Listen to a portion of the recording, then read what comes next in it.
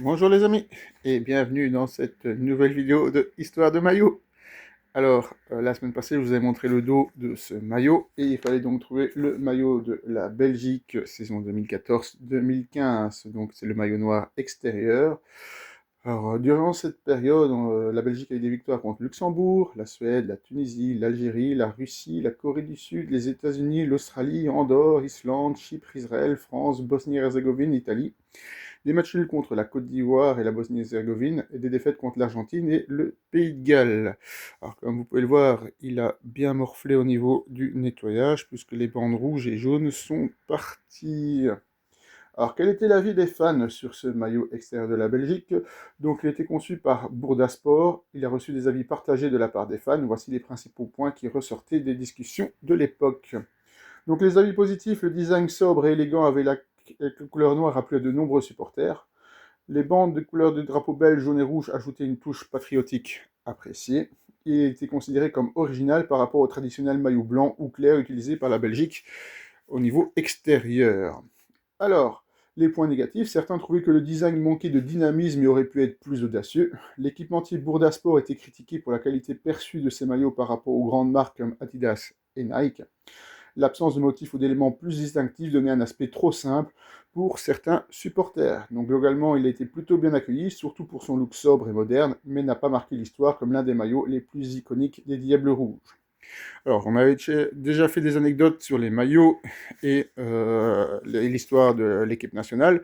Aujourd'hui, on va s'intéresser à 10 anecdotes sur le blason de l'équipe nationale belge.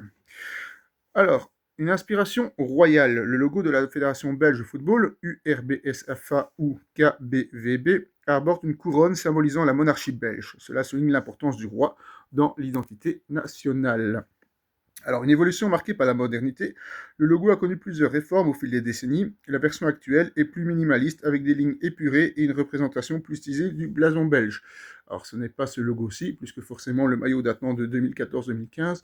On reviendra éventuellement plus tard sur ce nouveau logo. Les trois langues officielles. Le logo a longtemps porté les initiales URBSFA, qui veut dire Union Royale Belge des Sociétés de Football Association, et KBVB, Koninklijk Belgische Voetbalbond, en français et en néerlandais. Cependant, l'allemand, qui est la troisième langue officielle du pays, n'y a jamais été inclus.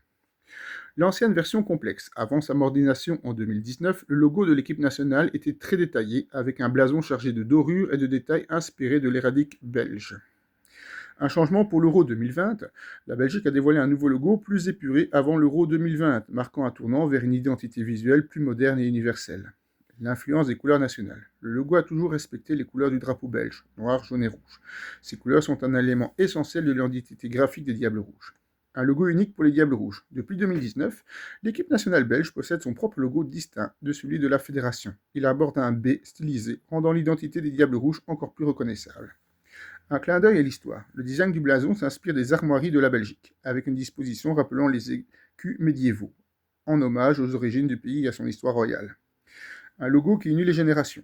Certains anciens joueurs et supporters regrettent la disparition des détails plus traditionnels du logo, tandis que les jeunes fans apprécient la version plus moderne et épurée.